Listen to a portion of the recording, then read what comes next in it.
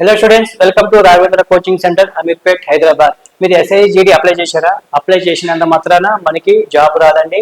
మీరు దీంట్లో మనకి ఎగ్జామ్ ప్యాటర్న్ ఏ విధంగా ఉందో తెలుసుకోవాలి.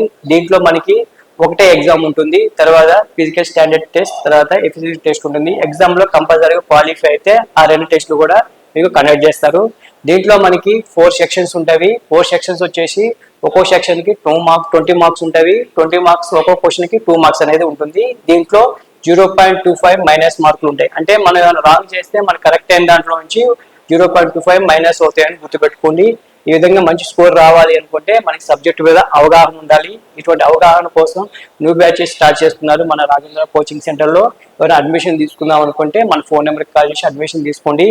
దీంట్లో మనకి 4 సెక్షన్స్ ఉంటాయి. ఫస్ట్ వచ్చేసి మీకు జనరల్ రీజనింగ్ ఉంటుంది, జనరల్ ఇంటెలిజెన్స్ ఉంటుంది. 20 క్వశ్చన్స్ 40 మార్క్స్ ఉంటాయి. అలాగే మీకు జనరల్ నాలెడ్జ్, జనరల్ అవేర్నెస్ ఉంటుంది. ఇది వచ్చేసి మీకు 20 క్వశ్చన్స్ 40 మార్క్స్ ఉంటుంది. అలాగే మీకు ఇంగ్లీష్ ఉంటుంది. ఇంగ్లీష్ లో వచ్చేసి మీకు 20 క్వశ్చన్స్ 40 మార్క్స్ ఉంటుంది.